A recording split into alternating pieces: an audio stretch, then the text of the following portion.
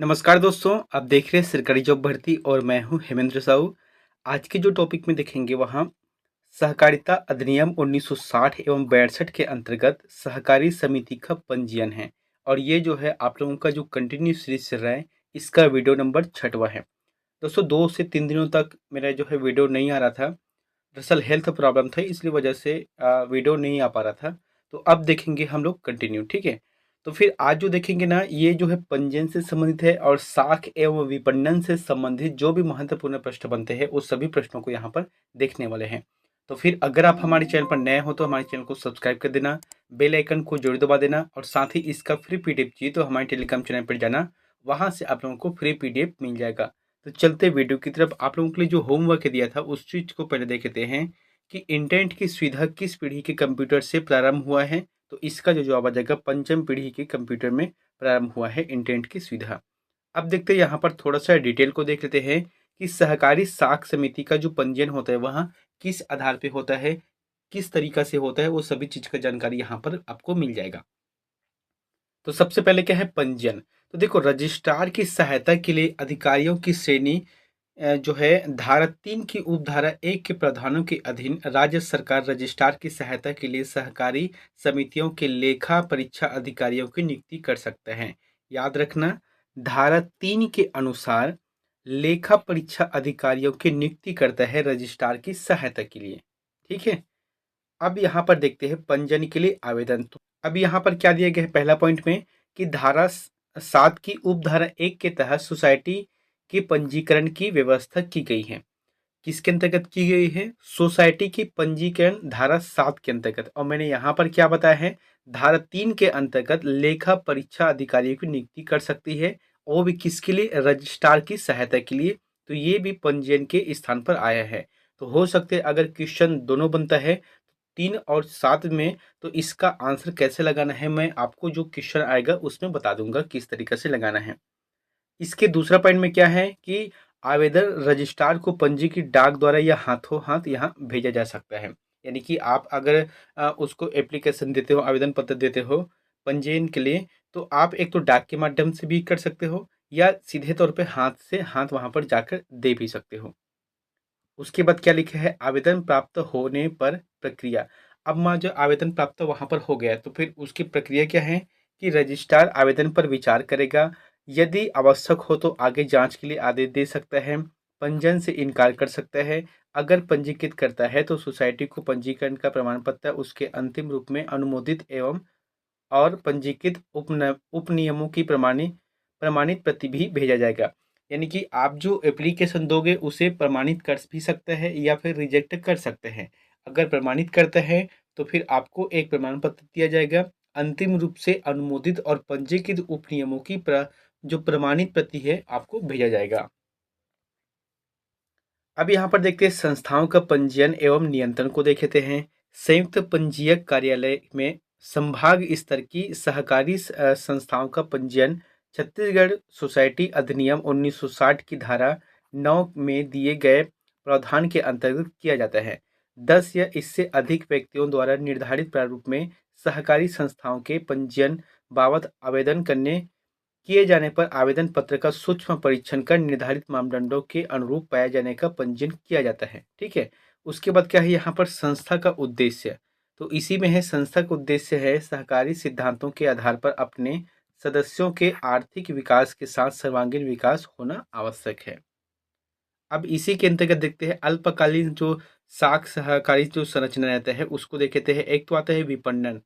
तो विपणन का कार्य क्या है यहाँ पर देखते हैं। विपणन कक्ष द्वारा प्राथमिक विपणन सहकारी संस्थाओं छत्तीसगढ़ राज्य विपणन संघ के संभाग के स्थित जिला इकाइयों द्वारा किए जाने वाले कार्यों के संबंध में पंजीकृत उप विधि के प्रावधान अनुरूप संस्था के कार्यों दायित्वों के सफल संचालन हेतु सहकारी अधिनियम नियम शासकीय आदेश निर्देश परिपत्रों एवं दिशा निर्देशों के अनुरूप कार्य संपादित किया जाता है। यानी कि जैसे कि एक तो क्या होता है विपणन है, ठीक है। तो ये संभाग स्तर पर है। जैसे कि रायपुर संभाग के अंतर्गत कितने जिले आते हैं? रायपुर है, गरियाबंद है, धमतरी है, महासमुंद है और एक आता है बलौदाबाजार। तो ये जो है एक संभाग स्तर पे आता है। संभाग से जिला, जिला से वहां बढ़ते हुए अपने जो आसपास के जैसे कि 3-4 गाँव मिलाकर एक सहायक समिति दे देती है, तो उसी के अनुरूप कार्य करता है ताकि उनके जो शासकीय प्रतिवेदन है, आदेश है, उनके पालन किया जा सके यहाँ पर। दूसरा पॉइंट में क्या है, छत्तीसगढ़ राज्य सहकारी विपणन संघ सहकारी समितियों के माध्यम से खाद बीज आदि की आपूर्ति के लिए एजेंसी के रूप में कार्य करती है। जैसे कि किसान है, ठीक है, तो किसान क्या करते हैं, आसपास के एक कोई ना कोई साख समिति के माध्यम से वहाँ जुड़े रहते हैं, ठीक है, तो उसी से क्या करता है, अपना धान का लेन देन करते हैं, बेचते भी है, ठीक है, तो उसी के अनुरूप क्या दिया गया है कि अगर उस जगह से जुड़ा हुआ है तो वहाँ खाद बीज एवं आपूर्ति के लिए एजेंसी के रूप में कार्य करता है। जैसे कि समय समय पर खाद दिया जाता है, समय समय पर बीज दिया जाता है, तो ये सभी क्या है, इसी के अंतर्गत होता है। तीसरा पॉइंट क्या है, कृषकों की मांग पर खाद एवं बीज की आपूर्ति है। अब जैसे कि बरसात लगने वाला है, तो बरसात लगने से पहले 1-2 महीने पहले क्या खाद का वितरण किया जाता है, या बीच में और आवश्यकता होने पर अलग से खाद का वितरण किए जाते हैं। तो ये जो है किसान के मांग के ऊपर निर्भर करता है कि वह कितना मांग कर रहा है। चौथा पॉइंट में क्या है कि राज्य शासन की निर्देशानुसार अभिकर्ता के रूप में प्राथमिक सहकारी समितियों के माध्यम से कृषकों से समर्थन मूल्य पर धान का उपार्जन करता है। ठीक है, जैसे कि क्या है, अभी समर्थन मूल्य कितना है आप सभी को पता है ना, मैंने आपको करंट अफेयर के माध्यम से भी बताया था। अभी जो है सामान्य जो धान है, इसका जो समर्थन मूल्य है 2183 रुपये है। मतलब ये जो है एक मुश्त दिया जाएगा। बाकी का जो रहेगा क्या 2500 रहेगा कि 2600 रहेगा कि 2800 रहेगा, ये तो खैर बात की बात है, लेकिन इतना रहेगा। और A1 के जो धान ग्रेड है इसका है वहाँ 2203 रुपये है। ठीक है, यहाँ पर पांचवा पॉइंट क्या है, प्राथमिक विपणन समितियां भी अपने सदस्य एवं कृषकों की उपविधि के प्रावधानों के अनुरूप खाद बीज एवं कृषि यंत्र की आपूर्ति का कार्य करती है। छठे पॉइंट में क्या है कि सार्वजनिक वितरण प्रणाली अंतर्गत शासकीय उचित मूल्य दुकानों के माध्यम से सस्ती एवं उचित दरों पर जन सामान्य को खाद्य सामग्री उपलब्ध कराती है। अब यहाँ पर देखते हैं साख के बारे में। तो साख मतलब क्या होता है, एक तो होता है सहकारी बैंक होते हैं, वो भी साख के अंतर्गत आता है क्योंकि वहाँ किसानों के हित में ही काम करता है। और एक है, मैंने आपको बताया था ना, जो सोसाइटी रहते हैं वही रहते हैं। यहाँ पर देखते हैं कि संभाग अंतर्गत जिलों की कृषि साख एवं कृषि साख सहकारी संस्थाएं पंजीकृत एवं कार्यरत है। इसके माध्यम से कृषक सदस्यों को अल्पकालीन ऋण, यानी कि एक होता है केसीसी होता है, यानी कि किसान क्रेडिट कार्ड होते हैं, इसके माध्यम से ना किसानों को 6 महीने के लिए है या साल भर के लिए क्या दिया जाता है, लोन दिया जाता है। और वो भी 0% ब्याज में। अगर आप सही टाइम में पटा रहे हो तो फिर उसमें 0% ब्याज लगता है, और अगर सही टाइम में पटाने की वजह से कई बार जो है बैंक अलग से आपको और 1% 2% का छूट भी देती है। दूसरा प्रश्न है, जिले के केंद्रीय सहकारी बैंक, नागरिक सहकारी बैंक, विपणन समितियों एवं प्राथमिक सहकारी समितियों के द्वारा प्रेषित सेवा नियम के प्रावधान के प्रस्ताव पर परीक्षण कर कार्यवाही हेतु पंजीयन महोदय को प्रेषित किया जाता है। तो ये हो गया साख के बारे में। अब देखते हैं यहाँ पर दोस्तों कुछ महत्वपूर्ण वस्तुनिष्ठ प्रश्न जो कि आपके एग्जाम के लिए काफी इंपॉर्टेंट है। पहला प्रश्न है, छत्तीसगढ़ सहकारी समिति का पंजीकरण किस धारा के तहत किया जाता है? तो छत्तीसगढ़ सहकारी पंजीकरण का जो है वह किस धारा के तहत किया जाता है पंजीकरण? ये रहेगा धारा नंबर 7 रहेगा। मैंने आपको बताया था ना शुरू में, धारा नंबर 7 के अनुसार से पंजीकरण किया जाता है। अगला है, सहकारी समिति के पंजीकरण के लिए कौन कौन से दस्तावेज आवश्यक होते हैं? तो कौन कौन से दस्तावेज आवश्यक होते हैं अगर पंजीयन कराना? तो फिर सबसे पहले क्या होता है, आवेदन आवेदन बनाना पड़ता है। फिर जाके समितियों के उद्देश्यों को भी वहाँ पर लिखना पड़ता है कि किस उद्देश्य के साथ इनका पंजीयन किया जा रहा है या खोला जा रहा है, या सदस्यों की जो सूची है। तो यहाँ पर जो पहला ऑप्शन रहेगा बिल्कुल सही रहेगा, जो कि अ, दूसरा आंसर सही रहेगा, दूसरा का आंसर सही रहेगा। ठीक है, तीसरा प्रश्न है, सहकारी समिति के पंजीकरण के लिए आवेदन कैसे किया जा सकता है? आपको बताना है कि आवेदन कैसे किया जा सकता है। सही जवाब क्या जाएगा, स्वीकृत रजिस्ट्रार के पास व्यक्तिगत रूप से।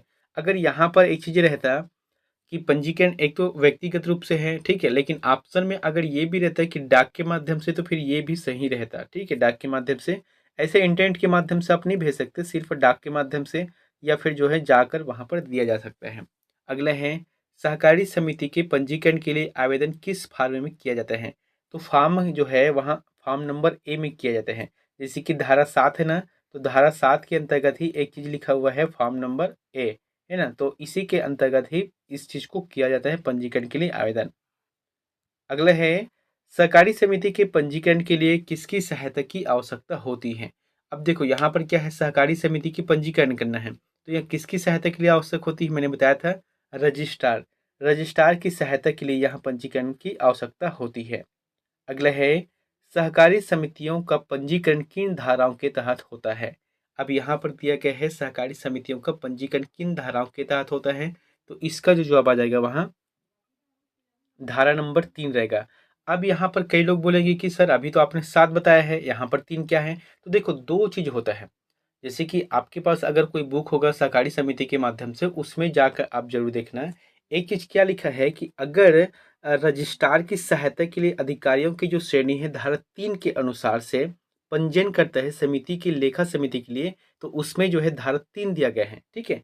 लेकिन इसमें अगर क्या बोला गया है, पंजीयन के लिए अगर आवेदन किया जाता है तो ये रहता है धारा 7 के अंतर्गत रहता है। सातवां प्रश्न है यहाँ पर, सहकारी समिति का पंजीयन किसके तहत किया जाता है। तो किसके तहत किया जाता है, सहकारी विभाग की तरफ से किया जाता है। अब भाई हमारा जो सहकारी समिति है, अब वो समिति का प्रबंधन ग्राम पंचायत है, जिला प्रशासन है, राज्य सरकार नहीं करता। हालांकि राज्य सरकार के अंतर्गत एक विभाग है सहकारी समिति। अगला प्रश्न देखते हैं यहाँ पर, सहकारी समिति के पंजीयन के लिए कितने सदस्यों की आवश्यकता होती है। तो देखो पंजीयन के लिए अगर आवश्यकता बोल रहे हैं ना, तो फिर 5 सदस्यों की होती है। 5 सदस्यों के लिए होती है आवश्यकता पंजीयन के लिए, जिस समय आवेदन किया जाता है उसी समय। अगला है सहकारी समिति के पंजीयन के लिए कितने रुपए की मौद्रिक मूल्य की आवश्यकता होती है। अगर पंजीयन कराया जा रहा है तो उस समय मौद्रिक मूल्य की जो आवश्यकता होती है वहाँ कितनी होती है, ये रहेगा 500 रुपये रहता है। अगला है सहकारी समिति का पंजीयन कितने साल के लिए होता है। यहाँ पर रहेगा समिति रहेगा, ठीक है। तो सहकारी समिति का जो पंजीयन है वहाँ कितने साल के लिए होता है, ये रहेगा 15 साल के लिए। तो ऐसा नहीं कि 15 साल के बाद ये बंद हो जाएगा।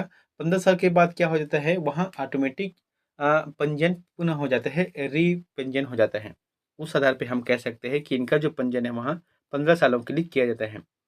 अगले है सहकारिता समिति के सहकारी समिति के सदस्य कौन हो सकते हैं। तो कौन हो सकते हैं सहकारी समिति के सदस्य, कोई भी व्यक्ति या संगठन, है ना, कोई भी व्यक्ति या संगठन हो सकते हैं। लेकिन इसमें एक चीज और अगर इंक्लूड करना चाहूँ तो फिर ये जायज रहेगा कि जिस व्यक्ति के नाम पर, जैसे कि क्या है कोई एरिया है, अब वो क्या है 3-4 गांव मिलाकर एक साख समिति है। अब वहां पर अगर सदस्य बनना चाहता है तो उसके लिए क्या रहता है प्रावधान कि उस व्यक्ति के नाम में और नहीं तो थोड़ा बहुत तो जमीन होना चाहिए, जिससे वो क्या है वोट कर सकते हैं। सामान्य हर कोई वहां पर वोट नहीं कर सकता, जैसे कि सदस्यों को चुनाव करना है। तो फिर जैसे कि गांव में अगर 1000 व्यक्ति है और वो देख रहे हैं कि 1000 व्यक्ति सभी 18 वर्ष से पूर्ण हो गए हैं, तो सभी वोट नहीं करेगा। तो वोट कौन करेगा, जिस व्यक्ति के नाम पर अगर जमीन है तो वही व्यक्ति जो है इसमें वोट कर सकते हैं और वही व्यक्ति जो है इसमें सदस्य के रूप में खड़ा हो सकता है। 12वां नंबर का प्रश्न है, सहकारी समिति का पंजीयन कितने लोगों के समर्थन में किया जा सकता है। तो अभी जैसे कि बताया था ना 5, तो यही रहेगा 5%, क्योंकि जब आप पंजीयन के लिए आवेदन कर रहे हो तो उस समय कितना सदस्यों की आवश्यकता है, 5 है। अब अगर इसे हम परसेंट में निकाला जाए तो फिर यही इसका आंसर क्या जाएगा, 5% सही रहेगा।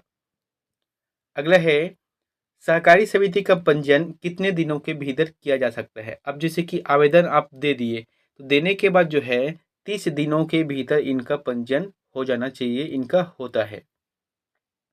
अगला प्रश्न है सहकारी समिति के पंजीयन के बाद समिति का प्रबंधन कौन कर सकते हैं।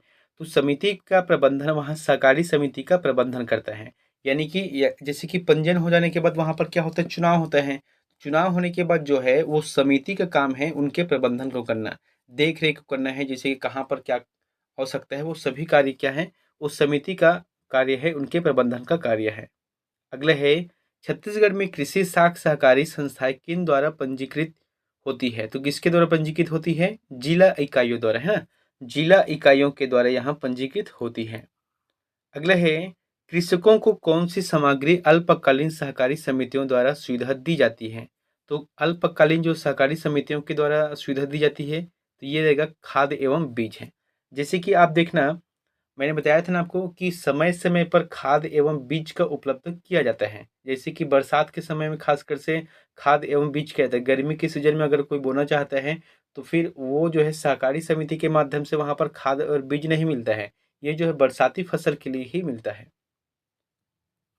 अगला प्रश्न है, कृषि साख सहकारी समितियों द्वारा कौन सी सेवा उपलब्ध की जाती है? तो कौन सी सेवा उपलब्ध की जाती है आपको देखना है। ये रहेगा उपरोक्त तो सभी रहेगा, यानी कि विकल्प सभी विकल्प सही रहेगा। जैसे कि क्या है, एक तो ऋण है, सामग्री खरीद है और सार्वजनिक वितरण है। ये सभी जो है इनके माध्यम से किया जाता है। सार्वजनिक वितरण मतलब क्या होता है, इसमें क्या होता है, जो साख समिति के अंतर्गत जो सदस्य रहते हैं वो सभी क्या करते हैं, जो पीडीएस के माध्यम से राशन वितरण का कार्य भी इन्हीं की जवाबदारी पर रहता है। 18वें नंबर का प्रश्न क्या है कि विपणन संघ क्या कार्य करता है? क्या बोला गया है, विपणन संघ क्या कार्य करता है? तो इसका जो जवाब आ जाएगा, देखो, खाद और जो है बीज की उपलब्धि करना है, उर्वरक की आपूर्ति करना है, खेती संबंधी माल की खरीदी करना है। तो कुल मिलाकर इसका जो आंसर आ जाएगा, सभी विकल्प सही रहेगा। अगला प्रश्न क्या है, किस तरह की सामग्री को प्राथमिक सहकारी समितियों द्वारा उपलब्ध किया जाता है? तो प्राथमिक सहकारी समितियों के माध्यम से खाद और बीज का उपलब्ध किया जाता है। अब याद रखना, जो प्राथमिक जब शब्द आता है तो ये क्या रहता है, सबसे छोटा इकाई है और यहाँ पर सिर्फ आपको खाद एवं बीज ही उपलब्ध हो सकता है। यहाँ पर अल्पकालीन ऋण नहीं उपलब्ध होता है। जैसे कि क्या होता है, जिला सहकारी बैंक, तो ये क्या है, इसी के अंतर्गत ही रहता है, क्योंकि जितने भी किसान रहते हैं वो सभी इसी के माध्यम से जुड़े रहते हैं। कोई भी जो खाता रहता है इसी के माध्यम से रहते हैं। तो जिला सहकारी बैंक के हिसाब से वहाँ लोन दिया जा सकता है, केसीसी के रूप में या कोई भी बैंक के रूप में। लेकिन जो प्राथमिक सहकारी समिति रहता है इसमें सिर्फ खाद एवं बीज का ही वितरण किया जाता है, अलग इसमें लोन का प्रावधान नहीं रहता है। 20वां प्रश्न है, साख संरचना क्षेत्र के किस काम का निरीक्षण विभाग द्वारा किया जाता है? यहाँ पर क्या बोला गया है, साख संरचना क्षेत्र किस काम का जो है निरीक्षण विभाग के द्वारा किया जाता है? तो ये रहेगा साख संरचना की निरीक्षण, यानी कि जो विभाग है वहाँ उसी विभाग के अंतर्गत कार्य किया जाता है। दोस्तों, 21वां नंबर का प्रश्न आप लोगों के लिए होमवर्क है, तो इसका आंसर में प्लीज कमेंट बॉक्स पर जाकर जरूर बताएं। प्रश्न क्या बोला गया है कि छत्तीसगढ़ में जिला इकाइयों द्वारा किन कार्यों के संबंध में काम किया जाता है, बताना है। क्या बोला गया है, जिला इकाइयों के द्वारा, है ना। जैसे कि यहाँ पर ऑप्शन क्या है, विपणन का संचालन है, साख संरचना की निरीक्षण है, खेती संबंधी माल की खरीदी है और सभी विकल्प रहेगा। तो इन चारों में से जो भी ऑप्शन आपको सही लगता है तो प्लीज हमें कमेंट बॉक्स पर जाकर जरूर कमेंट करें। मिलते हैं नेक्स्ट वीडियो में एक नई जानकारी के साथ। Thank you.